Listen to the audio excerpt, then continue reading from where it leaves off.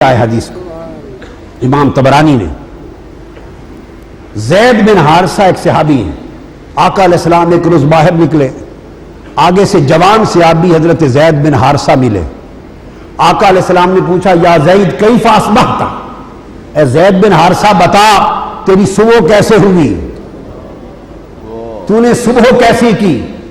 اور یاد رکھ لے تصوف کی روح اور تصوف کی حقیقت سمجھانے کے لیے حضور داتا صاحب رضی اللہ تعالیٰ عنہ نے کشف المحجوب میں جو بیان شروع کیا ہے اس کی ابتدا بھی اسی حدیث سے کی ہے، اسی حدیث سے روح تصوف کو سمجھایا ہے، یہاں سے ابتدا کی۔ تو آقا نے فرمایا تیری صبح کیسے ہوئی، خاص زید بن حارثہ نے عرض کی یا رسول اللہ اصبحت مؤمنا، میں نے صبح اس حال میں کی کہ میں مومن تھا۔ عرض کی یا رسول اللہ میں نے حالت ایمان میں صبح کی۔ یہ توجہ طلب نکتہ ہے۔ اس پر آقا علیہ السلام نے فرمایا یا زید فانظر ماذا تقول، عرض کیا زید بن حارثہ غور کر کیا کہہ رہا ہے۔ اس کا مطلب یہ ایمان کو اتنی سستی اور آسان شے نہیں ہے۔ صحابی کہہ رہا ہے، صحابی میں نے حالت ایمان میں صبح کی، اور تاجدار کائنات فرما رہے ہیں زید بن حارثہ غور کر کیا کہہ رہا ہے، کیا کہہ رہا ہے۔ آپ نے فرمایا لکل قول حقیقت وما حقیقت قولک ایمانک، آقا نے فرمایا ہر شے کی ایک حقیقت ہوتی ہے، بس میں اتنا حصہ ہی سناتا ہوں چونکہ ریلیونٹ ہے۔ ہر شے کی حقیقت ہوتی ہے، بے حقیقت کوئی شے نہیں ہوتی۔ تمہارے بتاؤ ایمان کی حقیقت کیا ہے۔ اس کا مطلب چلا کہ خالی دعوی ایمان سے بات نہیں بنتی، ایمان اگر خالی از حقیقت ہے تو دعوی ایمان باطل ہے۔ وہ جو آرام کو روکا تھا وہ یہ تھا کہ ابھی تمہارا ایمان حقیقت نہیں بنا، جب حقیقت بن جائے گا تو دعویٰ کرنا۔ تو ایمان کی ایک حقیقت ہے، وہ آج سمجھانا چاہتا ہوں کہ وہ حقیقت ایمان کیا ہے، وہ حقیقت ایمان کیا ہے، اور انہی کی زبان پاک سے بتانا چاہتا ہوں جو ایمان عطا کرنے والے، جو خود ایمان ہیں، جو خود بنائے ایمان۔ آقا علیہ السلام فرمایا، ابو ہریرہ رضی اللہ تعالیٰ عنہ نے روایت کی حدیث، اور صحیح مسلم میں حدیث ہے، صحیح مسلم میں آقا علیہ السلام نے ان رسول اللہ صلی اللہ علیہ وسلم قال، اب وہ فرما رہے ہیں جو ابھی تک جتنی حدیثیں سنائیں کہ وہ مبارکباد کے حقدار وہ ہیں جو میرے بعد آئیں گے اور بن دیکھے ایمان لائیں گے۔ وہ بن دیکھے ایمان کا مفہوم کیا ہے، اس بن دیکھے ایمان لانے کی حقیقت کیا ہے، وہ آقا علیہ السلام نے فرمایا ان رسول اللہ صلی اللہ علیہ وسلم قال ان من اشد امتی لی حبا۔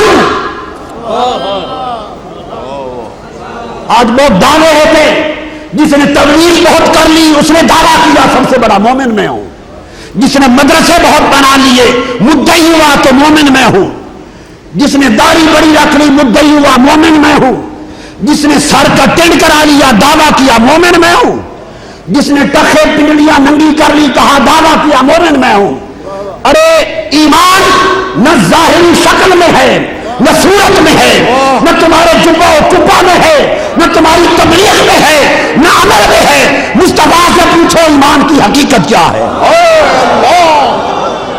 میرے آقا نے فرمایا انا من اشد امتی لی حبا ناس یکونون بعدی یود احدہم لو رعانی باہلہ ومالہ۔ فرمایا یہ جو میں نے تمہیں بار بار تعریف کی کہ عجیب ایمان ان کا ہوگا، 7 بار مبارکباد ان کے ایمان کو جو بعد میں آئیں گے دیکھے بغیر ایمان لائیں گے۔ عرض کی آقا ان کے دیکھے بغیر ایمان لانے کی حقیقت کیا ہوگی؟ فرمایا بن دیکھے ایمان لانے والوں کی حقیقت جن کا ایمان مقبول اور لائق مبارکباد ہے وہ یہ ہوگی۔ فرمایا انا من اشد امتی لی حبا، وہ بن دیکھے مجھ سے عشق کرتے ہوں گے، بن دیکھے مجھ سے عشق کرتے ہوں گے۔ ممکن ہے کسی کو خبط ہو، خیال ہو، گمان ہو کہ میں نے ترجمہ حب کا عشق کر دیا، میں نے غلط نہیں کیا. اگر خالی حبن آتا تو ترجمہ محبت کرتا، اگر لفظ آتا خالی حبن تو ترجمہ کرتا محبت کا. ارے حب اور محبت تو ہوئی محبت، اور اگر محبت پر اشد کا لفظ لگ جائے، شدید حبن ہو تو شدید محبت، اور مصطفیٰ نے شدید بھی نہیں کہا، فرمایا اشد حبن، شدید سے بڑھ کر ٹوٹ ٹوٹ کر محبت کرتے ہوں گے. ارے جہاں محبت کی حد ختم ہو جائے اور محبت اشد حبن بن جائے اس کو عشق مصطفیٰ کہتے ہیں.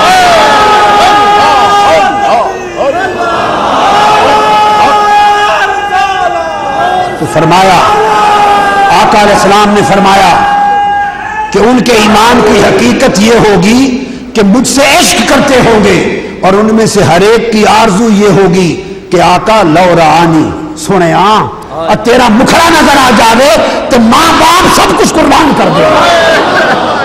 لو رعانی بأہلہ و مالہ، ان کی عشق کی حقیقت، ایمان کی حقیقت ہوگی عشق. اور عشق کی حقیقت کیا ہوگی؟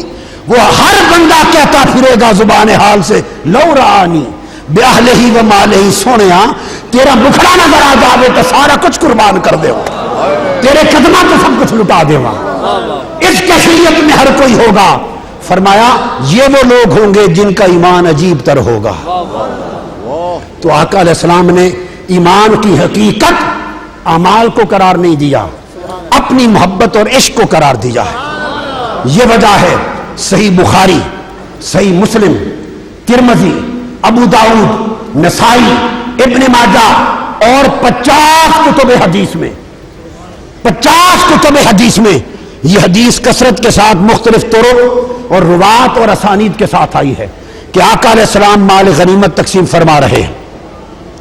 ایک شخص نے آ کر بے ادبی کی، ایک شخص نے آ کر آقا کی بارگاہ میں گستاخی کی. سیدنا فاروق اعظم تلوار لے کے کھڑے ہو گئے. آقا اجازت دیں تو اس بے ادب گستاخ کا سر قلم کر دوں. روک دیا کہ ابھی اسلام طاقتور نہیں ہوا، لوگ کوئی تانا نہ دیں کہ آپس میں مارنے لگ گئے. جب وہ پشت کر کے حضور کی طرف چل پڑا، پشت کر کے چل پڑا، حدیث میں آتا ہے کہ وہ مڑ کے چل پڑا، تو اسے حضور کی طرف پشت کرنے میں کوئی آر نہ تھی. وہ ایسا شخص تھا، چل پڑا تو حضور نے فرمایا اس کو دیکھ لو، اس کو دیکھ لو. اس کا سر مڑا ہوا تھا، اس کی داڑھی گھنی تھی، اس کے گال ابھرے ہوئے تھے، آنکھیں دسی ہوئی تھیں، اور تہبند آدھی پنڈلی تک اٹھا ہوا تھا. یہ تھا اس کا لباس اور وضاقتہ. اور وضاقتہ بتا کر آقا نے فرمایا اس کو دیکھ لو، یخرج من ذیہ قوم فی آخر الزمان یقرؤون القرآن لا یجاوز حناجرہم ان احد منکم یحقر صلاتہ ما صلاتہم وصیامہ ما صیامہم وعملہ ما عملہم. فرمایا اتنے نمازیں پڑھتے ہوں گے، اس کی نسل سے قوم آئے گی، آخری زمانے میں اس کی نسل سے قوم آئے گی. اتنی نمازیں پڑھیں گے کہ حضور صحابہ سے فرما رہے ہیں کہ تمہاری نمازیں، تم اپنی نمازیں ان کے مقابلے میں کم دیکھو گے، کسی اور کو نہیں، صحابہ سے فرما رہے ہیں.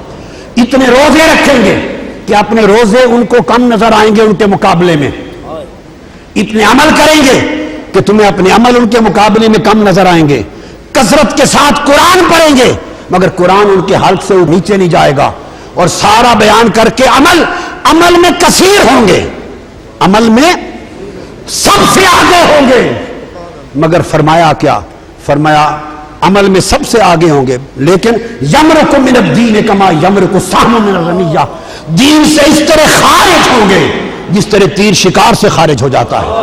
تو پتہ چلا نمازیں پڑھنے سے ایمان کی حفاظت کی ضمانت نہیں ملتی، محض روزے رکھنے سے، محض نماز پڑھنے سے، محض تبلیغ کرنے سے، محض وضاقتیں سے ایمان کی حفاظت نہیں. ایمان عمل کا نام نہیں، مصطفیٰ کی محبت اور مصطفیٰ کے ادب کا نام ہے. عشق مصطفیٰ ہے اور ادب مصطفیٰ ہے تو ایمان کی حقیقت ہے. اگر دل عشق اور ادب مصطفیٰ سے خالی ہیں، سارے اعمال دوزخ کا ایندھن بن جائیں گے. دوزخ کا ایندھن بن جائیں گے۔ صحابہ کرام کے پاس یہی راز تھا، یہی راز تھا۔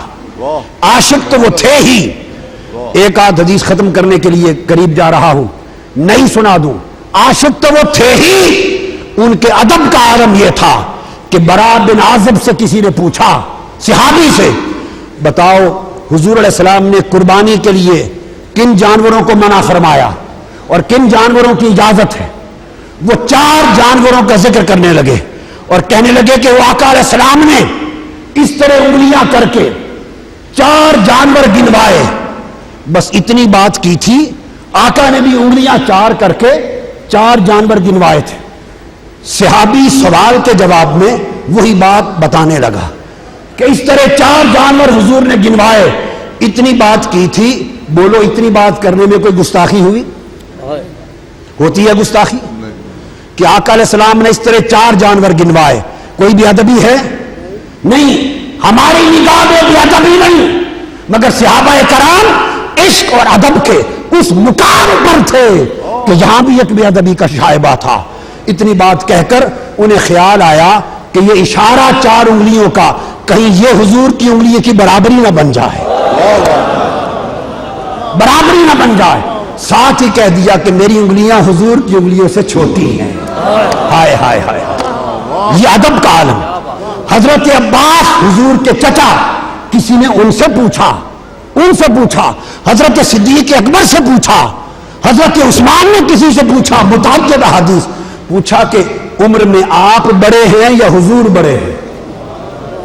آپ بڑے ہیں یا حضور بڑے ہیں؟ چچا عباس رضی اللہ تعالیٰ عنہ جواب دیتے ہیں، انہو اکبر منی وانا ولدت قبلہ، فرمایا بڑے تو وہی ہیں میرے آقا، بڑے تو وہی ہیں، بس میں پیدا پہلے ہو گیا تھا۔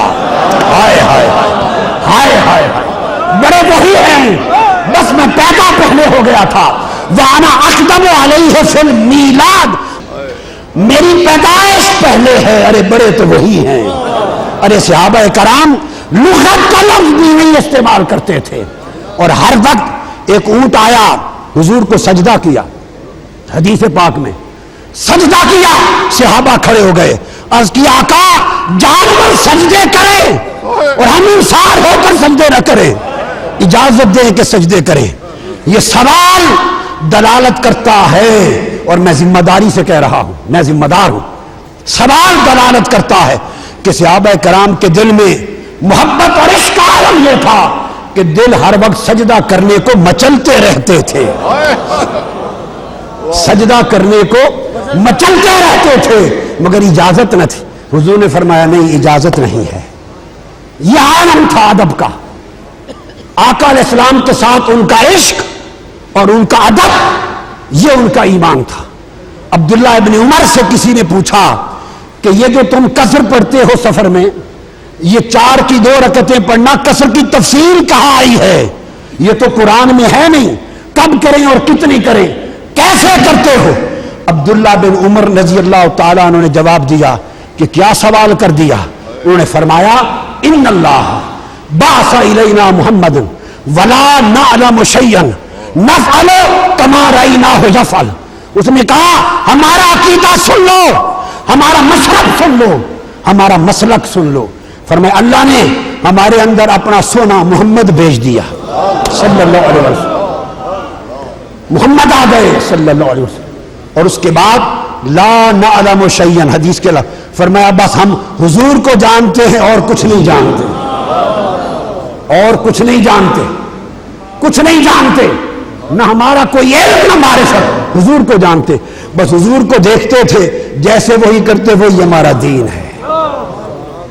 بس یہ نقطہ آپ کو سمجھانا تھا کہ حقیقت ایمان، عمل اضافے کا باعث بنتے ہیں، ایمان میں عمل تقویت کا باعث بنتے ہیں، ایمان کے درجے کی بلندی کا باعث بنتے ہیں، عمل کم ہو جائے تو نقصان کا باعث بنتے ہیں، مگر ایمان کی حقیقت کسی اور شے میں نہیں۔